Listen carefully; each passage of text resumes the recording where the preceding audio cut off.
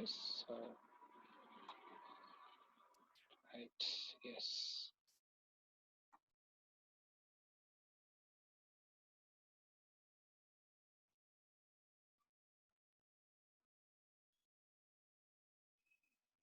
Okay, yeah, yes. So in the previous class, we had seen about uh, length of a belt for an open belt drive. So today we'll see for length of a belt that is needed for a cross belt drive. So how do we calculate the length of a belt required uh, to transmit power over a pulley belt drive system? Okay, in a cross belt drive position. Okay, right. So yes. So here we have about. So again we have one shaft over here. Let us take it as O1, that is the center of the shaft. Okay, and there is another shaft located at a distance C. Okay, having denoted by O2, right? So on this O1 shaft, okay, there is one pulley with diameter D1 or radius R1 being fixed. Okay, and there is another pulley onto the there is another pulley onto the uh, second shaft, that is O2, with having a diameter D2, okay, or radius R2, right? Yes. So here again we are going to make use of the same alphabets to be denoted at required points so that it makes us easier. Okay. So yes, now when it is a cross belt drive, okay. Now onto the uh, now onto this bigger diameter pulley. Yes, the belt is going to come in contact with the pulley at point G. Okay, and then uh, up to the point E, right, till here. So G, J, E. For all this portion, we have the belt to be in contact with the pulley D1. Okay, right? And then since it's a cross belt drive, onto the other end, okay, we have this belt to be in contact with the smaller pulley at points H, okay, K and F. Okay, right? So till here. Okay, right. Now next is that. Okay, now here what we are going to see is that, okay, now let us see about the bigger pulley. Okay, so here the belt is going to come in contact at G, okay, up to J and then E. Now when you look at this, so if this is the 90-degree, so from here to here, it is going to be 180 degrees, but this belt is in contact beyond this 180 degrees, some portion beyond. It's not completely 360 or 270. It is somewhere 180 plus, we don't know. So 180 plus this alpha angle comes into picture, right? Okay. And similarly, we have it onto the other end also. I'll just show you. So let me zoom in so that you can see it better. Yes. So now if we take a look at this onto the other end, since it's a cross belt drive, the belt is going to be in contact with the smaller pulley over here, right? Okay, over here. So this is the 180-degree line, half of the pulley. So now if you look at this, it is going to be in contact from here, H, K, F. So 180 plus another alpha angle over here. So beyond 180 degrees over here also. Okay, but this was not the case in the open belt drive system. Yes, right? Okay. So this is how the setup is. Now the next thing that they are going to do is, now as usual, the belt is going to be in contact, okay, in an arc manner, having radius R1 at points G, J, E, then a straight line E to F, and then again an arc F, K, H, okay, having a radius of for the arc R2, and then from H to G, okay, as a straight line once again. Okay, right? So this completes one cycle of the belt. Okay, so that is what we need to know, what should be the length of the belt in this cross belt drive. Okay, right. Now the next thing that we are going to do is that, okay, to find out this alpha angle, okay, and to find out what is this length E to F or G to H, okay, as both of them are same, okay, what we will do is we will only take this E to F line, okay, we'll just move it in such that this F until it reaches the center of O2, right? We'll just move this line parallelly. So by how much are we moving in such that this F is going to go to the until it reaches the center of the pulley, right? So there it is going to go for a distance of R2. That means we are going to draw a parallel line at a distance R2, right? So this distance is going to be R2. So we are going to extend it, okay?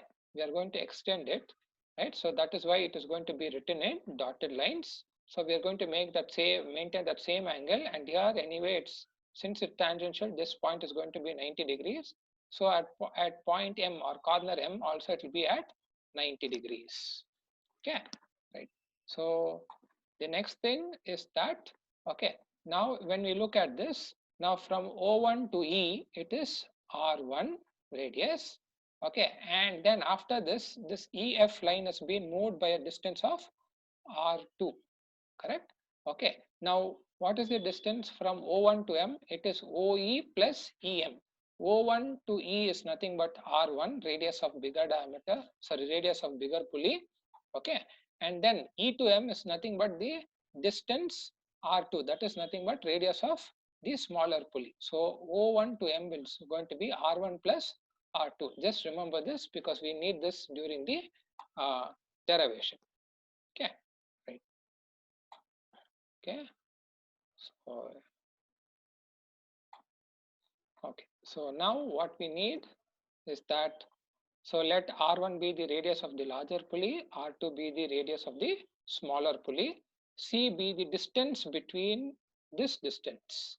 Distance between the two shafts is denoted by C, that is distance between O1 to O2 measured in a horizontal manner. Then length of the cross belt drive is what we have to find out. Okay, right. Okay, now if we take up this, okay, now the first thing that we are going to have is very much similar to this. So for the length of the belt drive, what is it going to be? So L is going to be arc GJE plus E to F, then arc FKH plus H to G. So this will be the length of the belt drive. Now in this case, E to F is similar to GH. Okay, arc JE is same as arc GJ, and then arc HK is equivalent to arc FK, right? They are only half of the portions, right? So thereby, okay, we can just take it. So if I now take only arc JE and multiply by 2, I'll be getting this entire arc. Okay, I'll be getting this entire arc. Similarly over here, if I take up only H2K, okay, and I multiply it by 2, that means mirror image, I'll be getting 2 times of this, that is FKH. Okay, right? Okay, so now let's go one by one. Okay, so the first thing we'll find out how much is this alpha angle, right? How much is this alpha angle? Okay, so it is going to be O1M, so sine alpha. Okay, so sine alpha, opposite side by hypotenuse. Okay, so O1M divided by O1 O2, right? So O1M can be written as O1E plus E to M. O1E is nothing but R1, okay, radius of bigger pulley, and E to M is displaced by a radius of R2. So it is going to be R1 plus R2. O1 O2 is nothing but the center distance C. So R1 plus R2 divided by C, right? So first thing we have got this thing for what is the alpha angle. Okay, so next, okay, now since sine alpha is going to be very small, we are just going to ignore that and we are going to take it as only as alpha is going to be R1 plus R2 divided by C. Okay, right, so we are going to ignore this sine alpha at all. Okay, next arc JE. Okay, so arc JE, so what is this arc JE? Now if you look over here, arc JE is nothing but arc JE. Now if I take this as 0 to 90, 90 plus alpha angle. So pi by 2 plus alpha into, since it's an arc, into multiplied by the radius R1. Okay, so that is going to be the arc JE. Okay, right. Similarly over here, arc HK, can be written as, okay, pi by 2, that is 90 degrees plus alpha angle, okay, into R2 because it's an arc. Okay, so that's going to be for arc HK or FK, right? Both are the same, right? So yes, so that is what is going to be written over here, the next step. Okay, so arc JE is radius R1 into pi by 2 90 degrees plus alpha because it's beyond the 90 degrees. And similarly for arc FK also, radius of R2 smaller pulley and then pi by 2 plus alpha because the arc of contact is beyond 90 degrees. So we can write it like this. Then we have to find out what is the length of E to F or nothing but M2O. We have to find out, since it's an inclined line, we have to find out what is the length of this E to F. We should know what is this length E to F, which is nothing but M2O2, right? Both are same lines which are parallel, so the length is same. Okay, right. So next, so that we have to find out. So using a right, since it's a right angle triangle over here, O1, O2, M and 1. So it's a right angle triangle like this, where we have the 90 degrees over here, right? So we can use the hypotenuse theorem, and we can find out what is the length M to O2, or which will give us EF. Okay, right. So now, so with using that, we can write it as MO2 can be written as square root of O1 O2 the whole square minus O1 M the whole square. So O1 O2 is denoted by the center distance C square minus O1 M is nothing but R1 plus R2 over here, the whole square, right? So similarly, we can just group it down. We can take the common as C. So it's going to be C into square root of 1 minus into R1 by R2 divided by C the whole square. Okay. Now when by using binomial theorem, we can expand it, and when we expand it, we'll get it like this. We'll keep only the first two terms, C minus R1 plus R2 the whole square divided by 2C. So that is going to be the length of EF. Okay. So if we know the center distance and radius of bigger pulley and smaller pulley, then we can find out how much is the length of EF. Okay, right? That is the straight line path.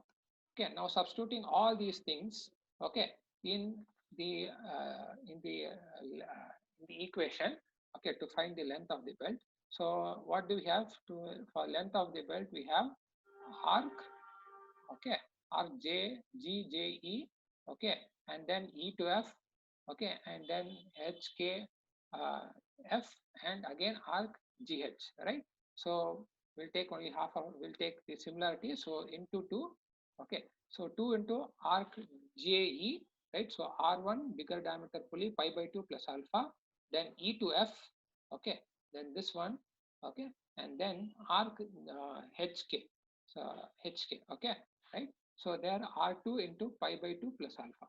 Now when we expand these brackets, okay, we get this equation, and then group these things by having pi by 2 is common. So pi by 2 into R1 plus R2 we have here, close the bracket. Then alpha we have two places, so we can take alpha common factor.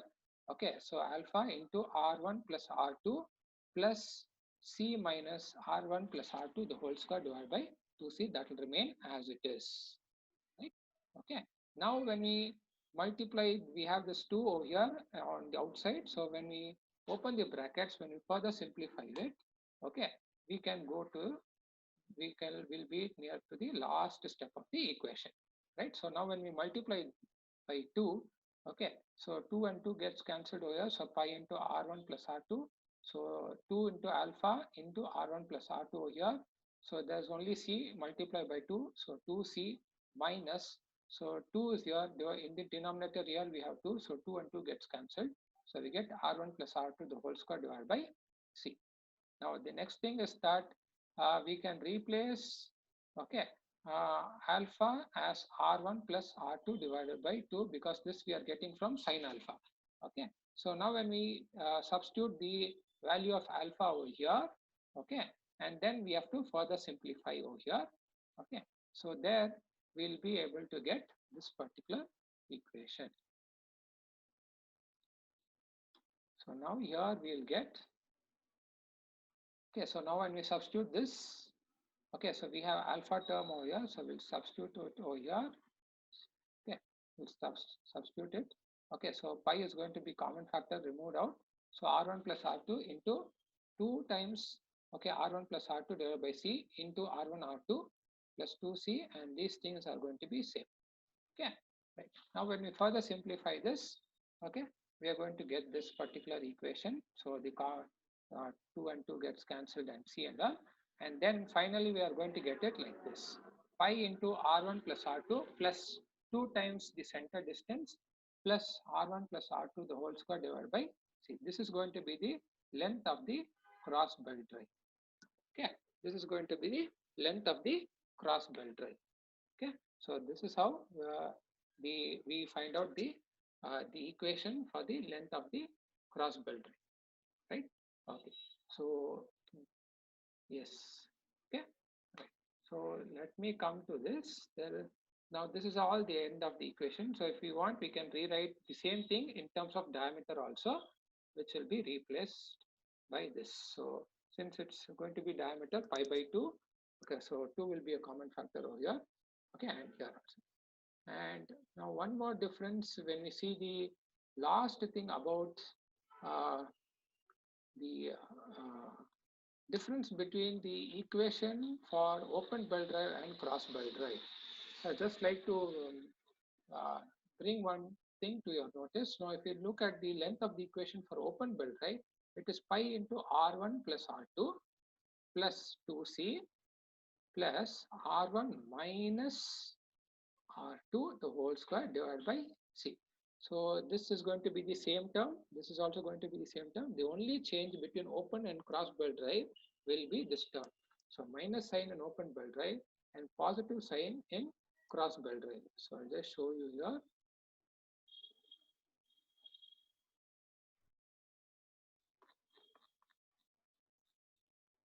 So now if you look here, pi into r1 plus r2 plus 2 times the center distance, okay, then plus r1, there it was r1 minus r2, here it is r1 plus r2 the whole square divided by c. That is the difference in the equation for open belt drive and cross belt drive. Okay, right. So this is all about the derivation for an cross belt drive. Okay. So yes, so next we'll see there's one more derivation that is about the ratio of tensions for a flat belt drive. So we have spoken about whenever we have a belt drive, okay, let it be a cross belt drive or open belt drive, whatever it is, when there is power transmission, on one side of the belt we are going to have a higher tension, the other side of the belt we are going to have a lower tension denoted by T2, right? Okay, right. So now we should know what should be the tension in T1 and T2 and how much should it be maintained. Why do we need this? Is because we need this. The reason is, if the belt is too loose, okay, the length of the belt is large, okay, then the tension is going to be less. That means the belt is going to be like this, and there will not be any kind of uh, power transmission between the two shafts or two pulleys that is situated or connected. Okay, right. So that is because uh, the tension in the belt is less. Okay, then suppose if the tension is too high, okay, then there is every place that this belt is going to be expanded a lot. Okay, and it is going to cause more amount of friction over here. Okay, and the life of the belt is going to come down, as it is going to be it may cut over a period of time. Okay, so we have to maintain uh, uh, optimum tensions at T1, that is the tight side, and T2 on the slack side. Okay, so we have to find out what should be the derivation for this, what should be the tension in general. Okay, right. So for that we shall take only onto the driven pulley for convenience sake. Okay, so imagine that you have a bigger diameter pulley, okay, having a radius r1, okay, and it's been connected like this. Okay, and this is the driver pulley. So we are going to take about the driven pulley. So this pulley is going to rotate like this. Since it's going to be an open belt drive, this pulley is also going to rotate in the clockwise direction only. Okay, so thereby what is going to happen? Here we will have the T1 tight side, and on this side we will have the slack side. Okay, T2. Okay, now we shall take one one portion. Okay, so here now if this is the 90 degrees and over here continued like this, okay, and the belt is going to come in contact over here after this half of the pulley at point A, and then further on it's going to be along the circumference of the pulley till point B, and after that it is going to be no more in contact with the driven pulley. Okay, right. So now the total angle, that is from A to B, is theta. Okay, the total angle from A to B is theta, right? So the next thing is that we shall take a small portion, okay, of this. We shall take only a small portion, delta theta, okay, some appropriate portion, okay, which will be equally distributed on the two halves, okay, delta theta. Okay, so the merging points will be point P, and the connecting points onto the other end will be Q. So it is going to be, we are going to take consider only for this particular portion QOP, okay, which has got a angle delta theta. Next, okay, and yes, now when we take about only the smaller portion QOP, okay, having a delta theta angle, okay, and when we draw the tangential forces, okay, tangent to these points, okay, so we will get over here, since the belt has got tension and tangential to this point, it will be like this at 90 degrees from here, so it will have a T, okay, where that is for the representation for the smaller portion onto the slack side, okay, and similarly the belt will have a tangential force acting at point Q over here onto the tight side. So since it is going to be tight side, we are going to take it as T1 plus delta T. So T1 value, sorry, T tension value plus little bit extra because it's onto the tight side, some small additional portion of delta theta is also going to come in picture. Okay, so this is what is going to be there. Now, when we look at this, I'll just draw an enlarged figure. It is going to be like this, and this is the center. Okay, now we can resolve this just like what we have done in elements of civil engineering. We can resolve this forces. So here we have T, okay, and here we have T plus delta T, right? Okay, now we can resolve this as vertical forces and horizontal forces. Okay, right? So vertical force denoted by F, and the horizontal force denoted by Rn, normal force. Okay, normal force or reaction force, normal to the belt. Okay, that is why it is denoted by Rn. Okay, right. Next. Okay, so now if we find out for this particular smaller portion, what is the force in the horizontal direction and in the vertical direction, then we can integrate it and get it for the entire theta angle. Okay, right? That is the aim that we are going to do. So if we take up for a smaller portion delta theta, we can integrate it and get it for the complete angle theta. Right? Okay. So now let us see that. So let T1 be the tension on the tight side, T2 be the tension on the of the belt on the slack side, theta be the angle of contact in radians. Okay, right. So now coming back to this, now if you take a look at that, just a second. Yeah. Okay. So tension in the belt is going to be T. Tension in the belt at point Q is going to be, that's on the tight side, it's going to be T plus delta T. Normal reaction is going to be denoted by Rn. Okay, vertical force or the frictional force is denoted by the coefficient of friction mu into Rn. Okay, right. Now let us resolve the forces in horizontal direction. Okay, Rn,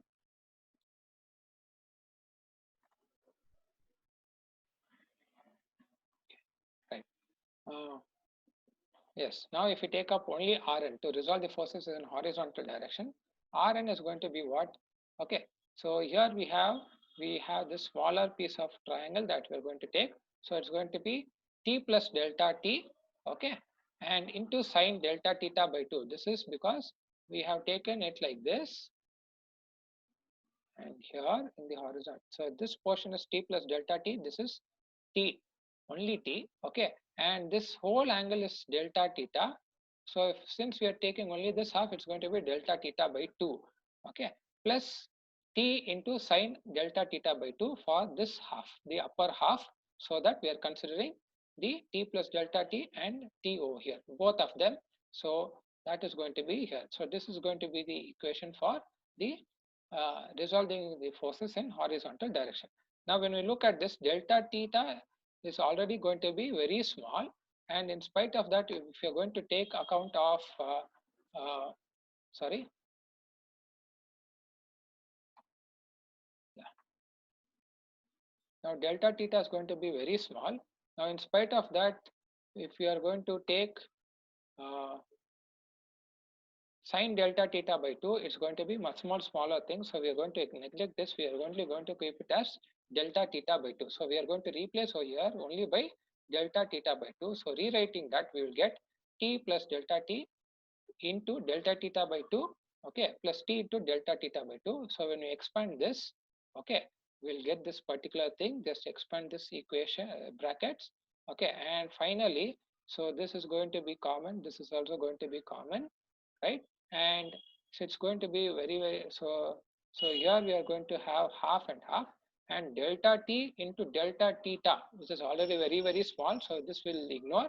So this is one half and this is another half, okay, so it's going to be completely one. So t into delta theta by 2, t into delta theta by 2. So if we take out that, okay, so t is common factor, delta theta by 2, delta theta by 2 is half, delta theta by 2 is another half, so half plus half is 1, so multiplied by 1 into t, so it's going to be t into delta theta. So Rn is going to be t into delta theta, right? So this we get it from here, okay, right. So the next thing that we are going to see is about to resolve the forces in vertical direction. Now we have resolved the forces in horizontal direction. So for this we have got t into delta theta, right? Now we want to find out what is F. So for F it is given as frictional force into Rn, correct? Okay, so now we know already Rn, we have to find out for this so that we'll get the frictional force, okay, so that we can resolve it in the vertical direction. Now to resolve the forces in vertical direction, so F is already given by mu into Rn. Now if we take up this smaller triangle,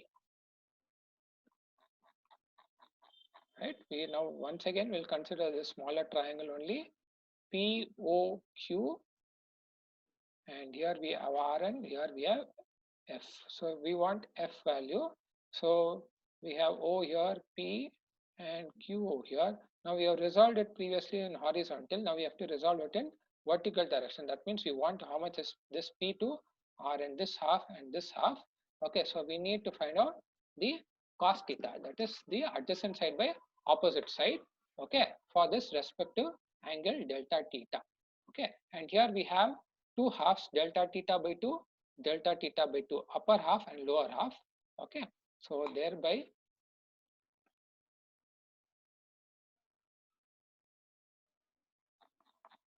okay, so here what do we have? On the tight side we have t plus delta t, that is the tension in the downward direction onto the tight side, cos delta theta by 2, okay, and then minus, because the onto the other side what is happening is that here this force is here, t plus delta t. Here the force is in the opposite direction, right? So we are going to take minus t into cos delta theta by 2. So this is cos delta, sorry, this is delta theta by 2. So the upper half cos theta. So cos delta theta by 2 into t. So minus, because it's going to be in the opposite direction. Now when we resolve this, okay, cos delta theta by 2 is going to be 1. Okay, so this is going to be 1 and this is going to be 1. Okay, so it's going to be mu into Rn is going to be t plus delta theta minus t So this and this gets cancelled. We are going to get only delta t. So Rn is going to be delta t by mu. Okay. So we have already got in the previous equation Rn is nothing but how much? T into delta theta. But here we are getting onto the other side, resolving it in vertical direction. Rn is going to be delta t by mu. Now equating these two equations, okay, when we rewrite it, t delta theta is equal to delta t by mu. Okay, so that can be written as, reshuffling it, delta theta by t is equal to mu into delta theta, right? So this is for what? This is for only for the smaller triangle, delta theta angle. What about the major angle, the full complete arc of contact, theta?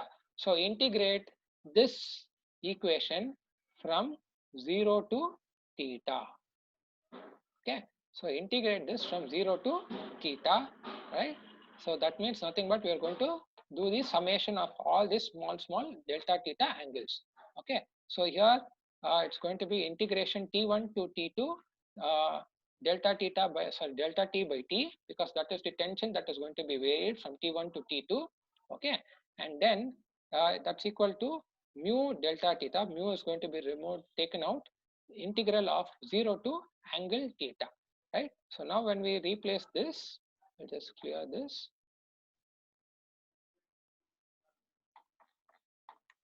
Right? So now when we rewrite this equation, okay, on integration we will get logarithmic of base e with t1 by t2 is equal to, since it's going to be from 0 to theta, it's going delta theta is going to be converted into theta, so mu theta, right? And this can be written as t1 by t2 is equal to mu to the power of e to the power of mu theta, right? So this is the ratio of tensions that should be there in the belt drive. Okay, right? So for this, if you know, we have mu theta, t1, t2, totally 4 terms. If you know any 3, the fourth can be found out. Okay, right? So also this equation can also be rewritten as 2 by 2.3 log of base log. This is t1 by t2 is equal to mu theta. So this is the derivation for ratio of tensions in belt drive. Okay, right. Okay, yes. So we'll stop here for today. Okay, and we'll continue in the next class.